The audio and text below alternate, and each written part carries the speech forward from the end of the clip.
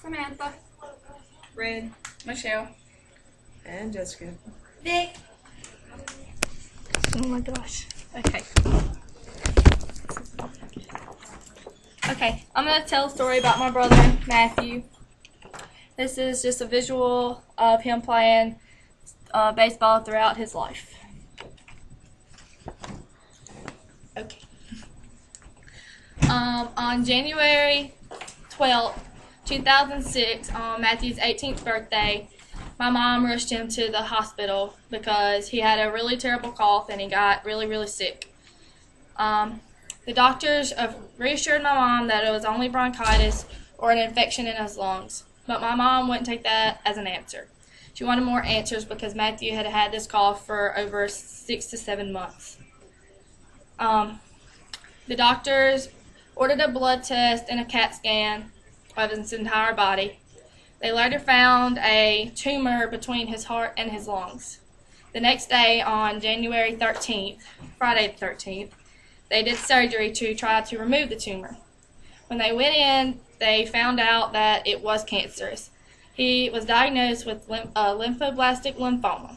It's a cousin to leukemia, and it was 99% malignant.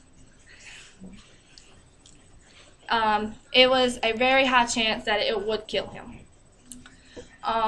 Through the next several weeks, Matthew was transported from Monroe, Louisiana to Shreveport, Louisiana, and will begin chemo treatments to try to reduce the size of the tumor. Within the next month, the tumor shrunk between a baseball size to a pecan size. That was great news for our family, and we thought that Matthew would beat it. During Matthew's senior year, he was named valedictorian of his high school with straight A's, a 4.0, and graduated with a scholarship to Tulane University, where he hoped to become a neurosurgeon.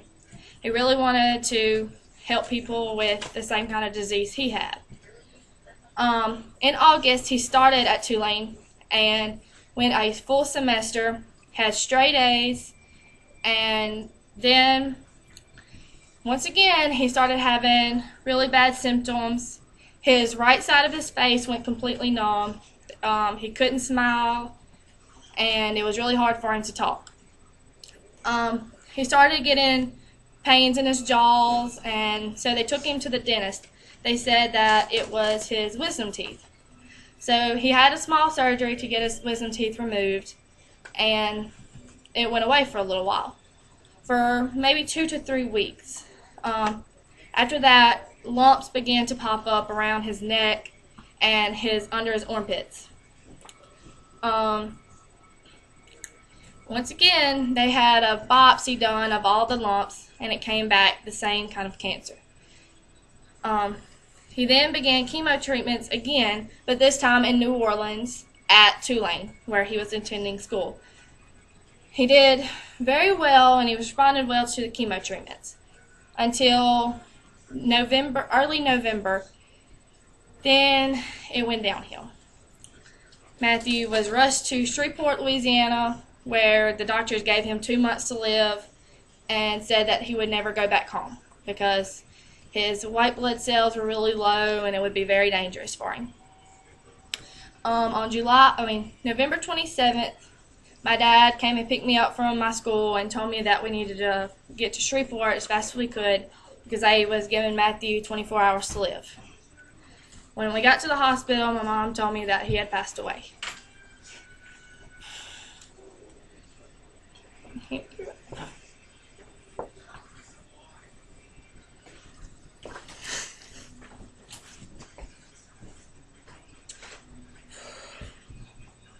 This is a shirt, though. I can't do it.